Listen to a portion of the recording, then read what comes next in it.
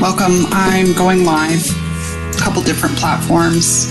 Maybe it will make a podcast, maybe it won't. But I just got off the phone with the coach and author, Matt Thielman. I should have asked him how to pronounce the last name.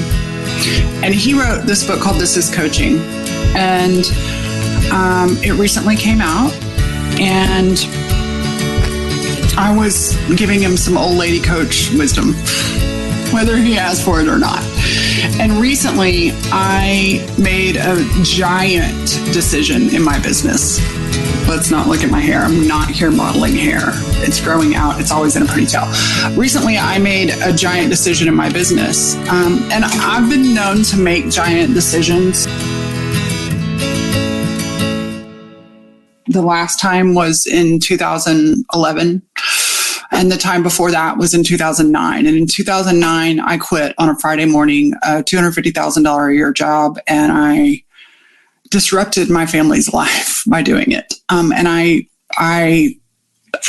went back to that company, worked for them another 2 years, and then I left again. And the second time I left first time I left 74 clients and went to zero, and then I left 47 clients and went to zero. And I recently made a similar decision, which feels insane. And I do remember the last two times, and I remember the emotional difficulty of the last two times. And I've made a decision in my business to come to completion with my membership coaching group. And I have had an amazing membership over the last 6.5 years. Some of my clients have been there since the very beginning. Some are relatively new and I just got started, and many have been there for long chunks of time. And there are so many factors that went into that decision. And I want to talk about the one that Matt made me think about as we were talking. I'm not finished reading the book. I just started, and I told him, I said, I think your book was part of the reason why I was able to make this decision with calm confidence. There's a lot of reasons, but Matt's book, one of the things that I do, even as a seasoned coach, I'm nerdy like this, is I'm nerdy like this. I pay attention to skills. Just because I'm experienced doesn't mean I don't refresh. Within my arm's reach are a couple of fundamental books to help me remember fundamental coaching skills, like beginner stuff. Same thing with IFS, right? Because Allison Crow herself can be a very big wave. And so I use certain skills that feel aligned. I like to refresh myself with skills. And I want to tell you a story that I just told Matt. The reason, you don't have to wait forever. I know I can talk long, but listen, the reason I'm like, why am I not freaking out? I made this big decision, and essentially, y'all, for May, I have zero revenue in a large event. And normally at that large event, I sell the event. I sell a leadership circle that is $15,000 to $18,000, and I have my ongoing membership. I'm not doing any of that. And those of you who play with revenue numbers, right? And so what my sweet assistant is like, are you freaking out? And I'm like, no, I'm not freaking out. And the reason I'm not freaking out, number one, I know how to manage my scared parts so much better than the last time I made a big decision like this. The second thing is, I live below my means. So we'll give you three. And number three is about what Matt and I talked about. There's so many reasons, but number one, I know how to manage my parts. Number two, I live below my means. I don't work below my means, but I've been scaling back my work expenses to help me through a transition. And I told my husband the other night, I said, I will probably go financially backwards for a little while. And he was so calm, and I was surprised. But I think his calm is a reflection of what he's seen me do. And here is the thing that I don't see enough people developing. Okay? Y'all are all out there trying to be famous on TikTok and Reels. I get it. We make up that if we are popular, it will be easier to enroll clients. And that's fine. I need that to be 20% of what you learn. but skills. You have got to maintain your skills. And I am 20 years into this business, and on a regular basis, from a clear and calm place, not a shame place. I usually should, I should be doing TikToks. That's from shame. No, maybe.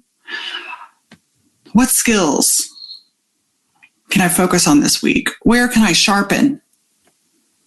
And so what was fun was a while back, Matt sent me the PDF of his book to be able to be one of the reviewers on it, and life got busy. But as I was talking to him, I realized I did read the beginning, and I'm going to finish it. But the beginning of it was a piece that reminded me I can do this because I have the skills. And I may have told this story before, but I love it. At the end so we just got through March Madness, the basketball games. I'm a former basketball player. And I had a coach who taught us fundamentals. We had to do those dumb horses. We had to run horses. We had to do layups ad nauseum. It was like, you do not miss a layup. You rebound that ball and you hit your free throws. But of course, us punk ass teenagers wanted to be like, 3-point, man. Oh, the glory of a 3-point shot. And I watched this coach. I don't remember which coach it was. I do know it was the University of Texas game, which is my home team. And once again, they were up the whole game and lost. But I do know the camera came in on one of the huddles, and the coach said, and they're playing in overtime. And he said, no 3 points, no fouls, and follow your shot. And something I noticed in men's basketball, and anybody who watches basketball will know this, in men's basketball, they don't follow their shot. I guess there's just an ego and a confidence, or maybe there's some strategy. But when you follow your shot means you do the shot, and if it doesn't, you go towards the basket to get your own rebound so that you maintain possession of the ball. And it's literally just the fundamental that I was taught. And I've always noticed in men's basketball, they don't follow a shot, they shoot, and then they start running backwards, and they go to they're literally shooting and hoping that they make it. And if they don't, they just surrender possession to the other team. And one of the things I see small business owners and coaches do is you are always surrendering possession to the other team by following your shoulds, by being more cocky than you should be, by being confident in trends that come and go. I used to be an early adopter. I was a very early adopter of social media and business long before this all became popular. And I am a late adopter to TikTok, and I still don't get it. I've literally become the old lady that doesn't get it, and that's okay. But here's I can spend time trying to figure out the latest trend, or I can drop into my skills. And so why was I willing to close down this program and take a pause and reset what I really want in my business? There's a bunch of reasons, but the number one thing that keeps me from going apeshit and being scared out of my mind, which perhaps logically I should be, is I live below my means. I know how to take care of parts. And number 3 is I trust my skills. And you know why I trust my skills? Not just because they were built 20 years ago, because a part of my every single day is skill building and skill practicing. And I do fundamentals. And I do fundamentals so much that I don't even realize it anymore. And I watch and have watched for 20 years in all industries, in real estate, in coaching small service-based business owners. I see you chasing whatever is popular and whatever is in your face and in your feed and whatever somebody is selling you. Here's the thing, I got nothing for sale. Most of y'all can't afford my coaching. It's fine. I don't mean that as an insult, but most of you don't want to pay what I'm charging for one-on-one coaching. Build your skills, because when you have the skills, this is literally my attitude. And y'all are going to watch. You watched, I don't want to say the closing of one business, but one era of my business, which was built on attraction and my need to be popular, is over. It was built on my insecurities. And that was a pretty good business built on my insecurities. And I have done my inner work and my crone work, and I have cried with my therapist and my psychiatrist more, and I have shed some really old hurting parts of me.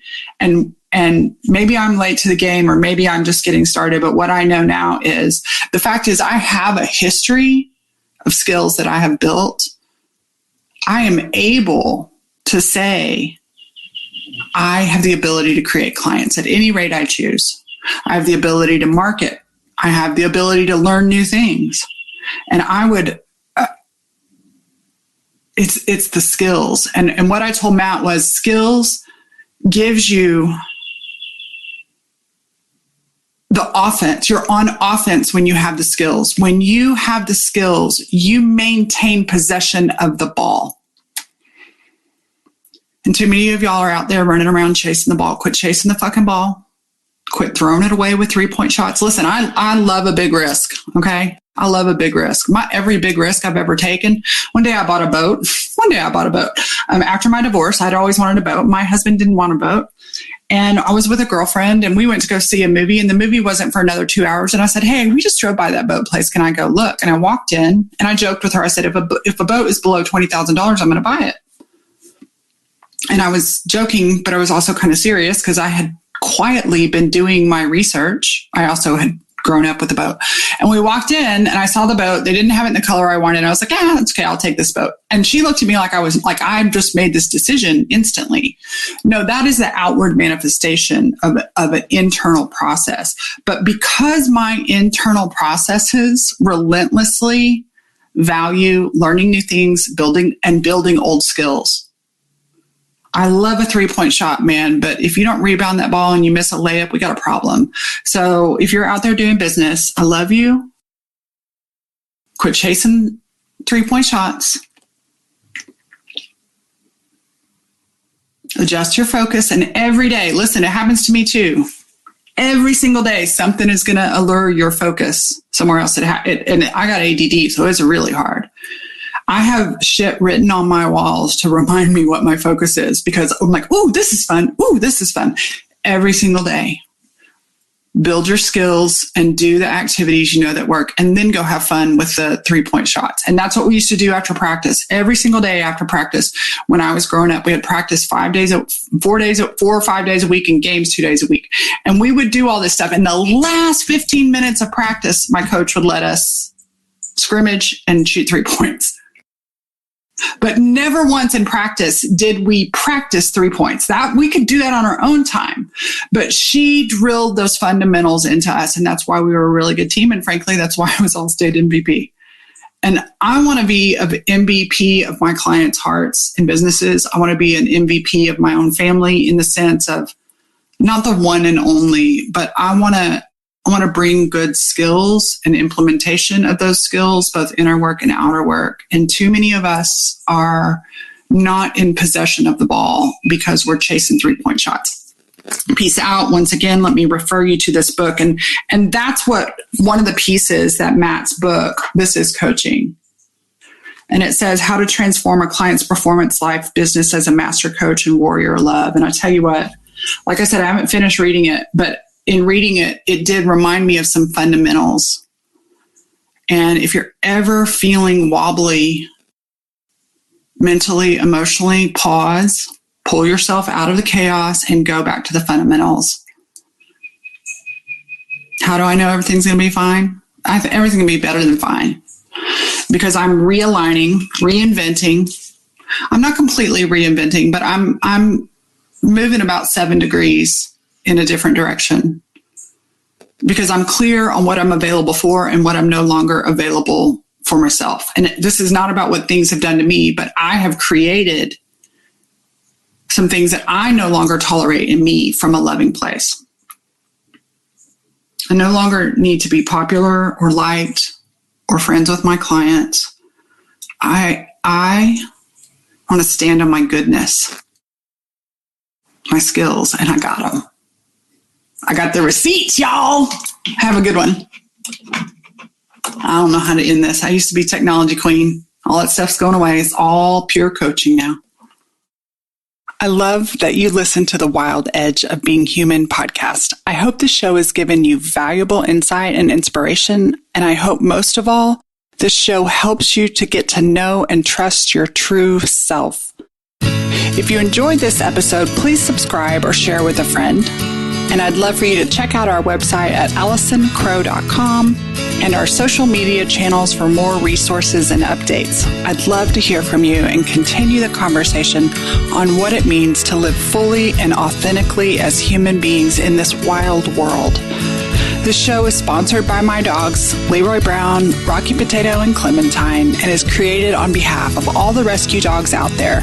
We encourage you to adopt, not shop, when looking for your next pet. Until next time, stay curious, stay wild, and stay human.